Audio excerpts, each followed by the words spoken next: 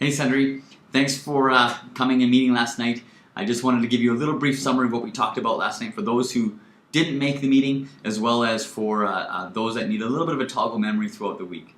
So what we talked about last night was pests. These are the things that get in your way when you are trying to stick to your C's, P's, and F's. So these are the things that will really just start coming into your environment, and we want to have a way to identify it and eventually be able to deal with it. So the homework for this one is just learning how to label it first.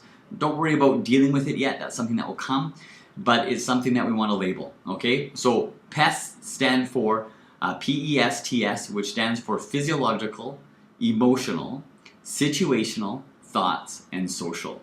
So that's how I want to label it. It's a bit of narrative therapy, so you're going to pull yourself out of the picture for a moment. And if a chocolate chip cookie is there, that's a situational trigger. So I will say to myself, that situation wants me to eat that. What am I going to do about that? Okay, so I'm going to break down each one individually. So the first one is physiological. So this would be like hunger, fatigue, pain. Those things make me eat. So I would say that physiological trigger wants me to eat more. That hunger wants me to eat more. So how do I manage that trigger?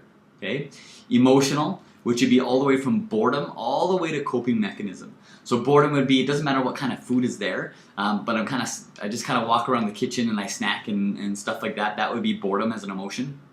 All the way to coping mechanism, which is, I don't have a lot of coping mechanism and skills in my life. Food happens to be it. And so whenever I feel stressed, I go to food. Okay, so that would be emotional trigger.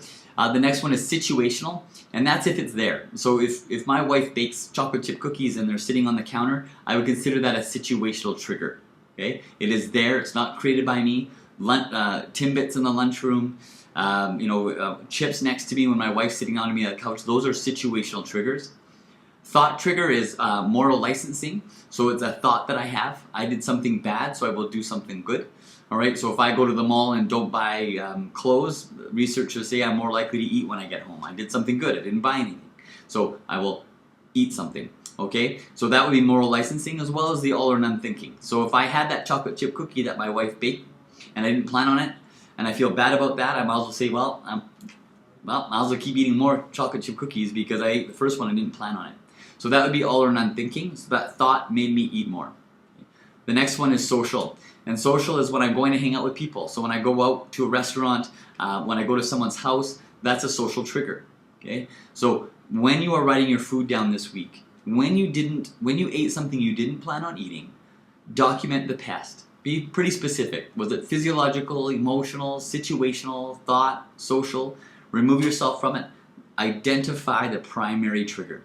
If you guys have questions about the primary triggers, just Facebook us here below this video, and I'll be more than happy to get back to you guys. All right? So good luck labeling your pests this week.